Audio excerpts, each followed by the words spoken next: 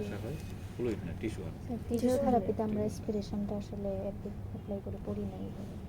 মানে হচ্ছে এফএনএসি যেটা করে বায়োপসি করার জন্য একটা নিডল দিয়ে, ওটা স্পেশালাইজড নিডল দিয়ে ওখান থেকে তোমার মাংসপেশিকে, কিংবা যদি লিভার হয় লিভারের টিস্যু, লাং হলে লাংয়ের টিস্যু, ওই টিস্যুটাকে নিয়ে আসে, ওইটাকে দেন হিস্টোলজিতে পাঠায়। কেমন নিয়ে দেখে ওখানে সেলের গ্রোথটা দেখে এইটা করে। আর হচ্ছে ওই যে কোনো কোনো জায়গার ধরো অ্যাক্সেস হলো, পাস হলো, সেখান থেকে স্পেসিমেন এনে ওটা টেস্ট করে।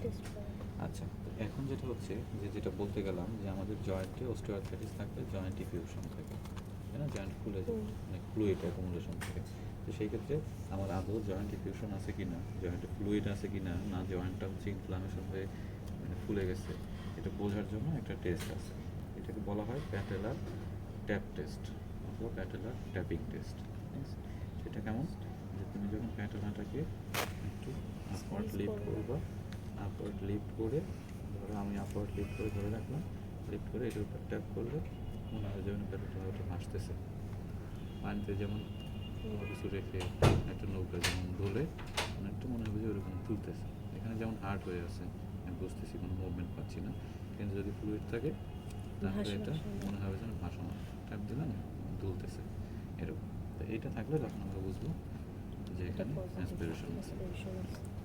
অ্যাসপিরেশন এটা আবার সরি অ্যাসপিরেশনও তো মানে ফ্লুইড আছে, এই ফ্লুইডটাকে আবার অ্যাসপিরেশন করার জন্য তখন আমরা 10 ml সিরিঞ্জ নেব।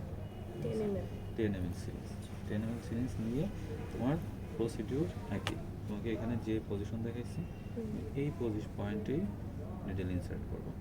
নিডল ইনসার্ট করে তুমি ড্র করলাম, ড্র করে দেন এখন তো এটা ফেলতে হবে, বারবার তো নিডল বের করা যাবে না, কারণ ওখানে তো অনেক ফ্লুইড থাকে, তোমার 4 সিরিঞ্জ 5 সিরিঞ্জ 8 সিরিঞ্জ 10 সিরিঞ্জ পর্যন্ত নিডলটা রেখে দিতে হবে। তো এই জন্য কী করবো, নিডলটা খুব টাইট করে না আটকে, হালকা করে আটকে দেন হচ্ছে নিডল ইনসার্ট ইনসার্ট করে হয়ে গেল। এখানে হাতের আঙুলটা এখানে লাগিয়ে দিয়ে এটা ধরে, এটা থাকবে এরকম এইভাবে, নিডল তো এখানে থাকবে না, ধরে দেন হচ্ছে খুলে এটাকে খুলে দিল, আবার আবার নিলাম, ঠিক আছে? এখন তুমি দেখতে হবে এখানে তোমার সাইনোভিয়াল ফ্লুইডের কালার একরকম, আর অ্যাসপিরেশন ফ্লুইডের কালার তোমার ইনফ্লামেটরি অথবা ইনফেক্টেড ফ্লুইডের কালার এরকম। সাইনোভিয়াল ফ্লুইডের কালার কীরকম? Crystal clear. ক্রিস্টাল ক্লিয়ার কোনো কালার ফ্লুইডের? ক্রিস্টাল ক্লিয়ার কিসের কালার? ক্রিস্টাল ক্লিয়ার তো পানির কালার, পুরো স্বচ্ছ। সাইনোভিয়াল ফ্লুইড কি স্বচ্ছ থাকে? সাইনোভিয়াল ফ্লুইড তো স্বচ্ছ থাকে না, সাইনোভিয়াল ফ্লুইড হ্যাঁ একটু হালকা ইয়েলোইশ কালার থাকে সাইনোভিয়াল ফ্লুইডে, এবং কিছুটা ঠিক থাকে, ঠিক ইয়েলোইশ কালার। আর যখন তোমার ইনফেক্টেড ফ্লুইড হবে ওখানে তুমি রেডিশ শ্যাডো দেখতে পাবে। ওইটা দেখেই তোমাকে আলাদা করতে হবে যে তুমি ক্যান্সার পেশেন্টের সাইনোভিয়াল ফ্লুইড ফেলে দিচ্ছ না কি।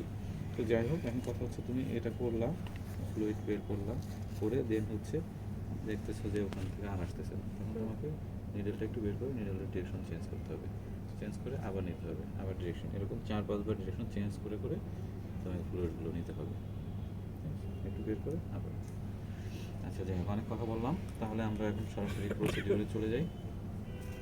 প্রসিডিউরে যাওয়ার আগে আমাদের যে কাজগুলো করতে হবে, যে কিছু কিছু জিনিসগুলো রেডি করতে হবে, সেটা হচ্ছে একটা হচ্ছে কটন, প্রতিটা জায়গার জন্য 3টা করে আমরা কটন নেব, একটা প্রসিডিউরের জন্য 3টা করে কটন লোড করবো, যে একটা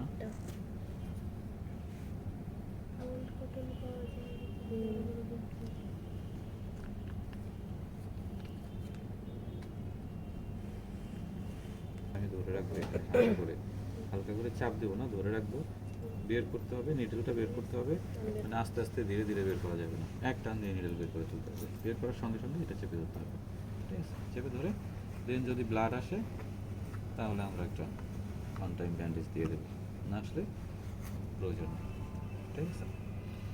আচ্ছা, তো এখন আমাদের সবচেয়ে প্রধান হচ্ছে যে অবশ্যই আমাদের হাতে গ্লাভস পরে নেব, দেন হচ্ছে এই যে তোমার আমাদের যে ইনজেকশন সাইট, সেই সাইটটা ক্লিন করে নিতে হবে, তাই না? ক্লিন করার নিয়ম কি? অ্যান্টিক্লকওয়াইজ, খুব ভালো।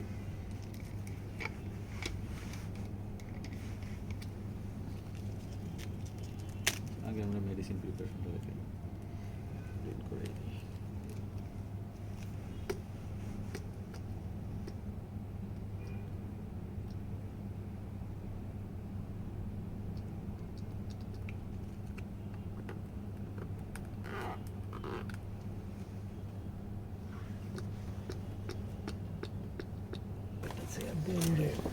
এই মুসুর মাঝখানে একবার কল আসছিল বুঝছো, ফার্স্টের ভিডিওটা কি হয়েছে আল্লাহ